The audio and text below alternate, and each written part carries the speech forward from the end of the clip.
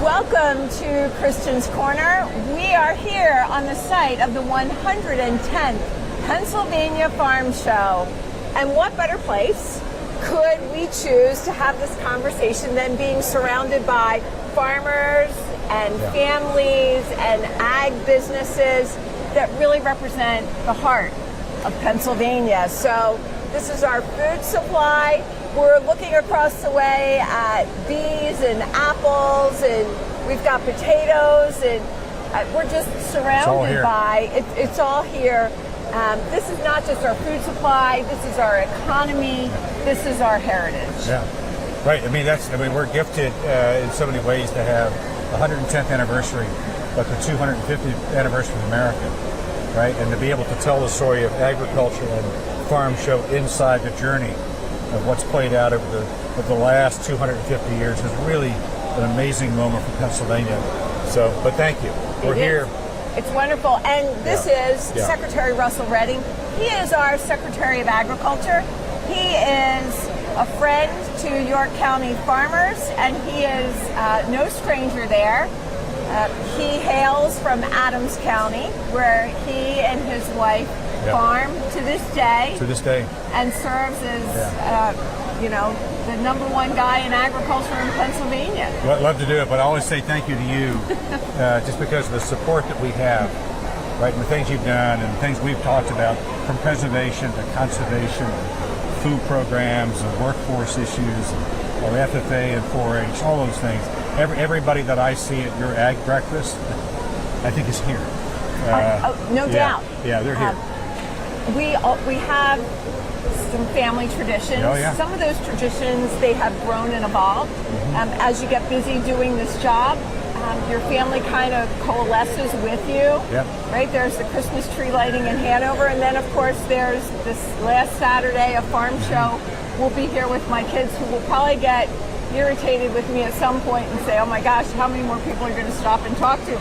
But it's the truth. Everybody's here. Everybody's here, and I think it's a great sort of reminder to us. We spend a lot of time thinking about policies, we talk about funding, but ultimately it's about people who see the value in this industry. And there are folks here who don't know they really like it until they need some breakfast or lunch or dinner. But we need to sort of present the ag and all of its glory, and that's what we do during Farm Show. It's amazing. So you talked about important issues, right? You talked about conservation and preservation. So we're here, we're celebrating agriculture, but I think we have to be reminded of our responsibility to preserve and protect our farmland. And it's not just from development, but from projects that could really undermine the trust that farmers have placed into our preservation programs. Right. So I've introduced legislation. It's really looking to ensure that not only farmers but also taxpayers receive their fair share reimbursement when that land is taken through eminent domain. Not the devalued preserved value, but the full value of that land. Yeah. Well, and they should. Think about it, right? If you buy the asset, if the asset has value, right? If you're going to sell the asset, you sell it for the value of what it's worth, not a devalued asset. And in every case in preservation across Pennsylvania, the value of the asset has escalated, not de-escalated. Right. Every place we go. So, these conversations that we have about condemnation and what the value is what the asset is worth, not the discount just because we purchased a piece of it with public funds. It's the whole. I'm with you. I think it's really, it's almost insulting the way it's talked about. Because someone looks at it and says, well, it's worth less because there's a public interest in it, and you've already taken some action to preserve it. That's true, but the compensation needs to be for the entire asset. I couldn't agree with you more. And once we lose it, it's gone forever. It's gone. We've seen it over time, and I think that you've heard me say this, that when any family that's in the preservation program in exchange for the land being preserved and a little bit of money, to be very honest about it. They have traded away forever the right to do something with that other than farming. The deed says you're going to farm it. That's an incredible covenant. I mean, that's not just your lifetime and my lifetime. That's forever. Right. So we need to honor that. I couldn't agree with you more. A lot of conversations right now about the need to balance energy development and then farmland preservation. Yeah. And you were in York County and you said something that has really stuck with me, and I have repeated it, and that's about the quality of the soils in York County, that our yields per acre in southern York County are the envy of people not only in Pennsylvania but across the country. Yeah. It's really prime, pristine farmland, high yields, high quality soils. So we've been trying very hard to preserve it, but we also have huge demand for energy. And how do you balance those needs? We have this project known as Cuffs Run. Yeah. 1,000 acres taken to create a open loop pump storage facility, flood 600 acres, and really be a battery backup to places like Washington, D.C. and Baltimore, Maryland, and Northern Virginia.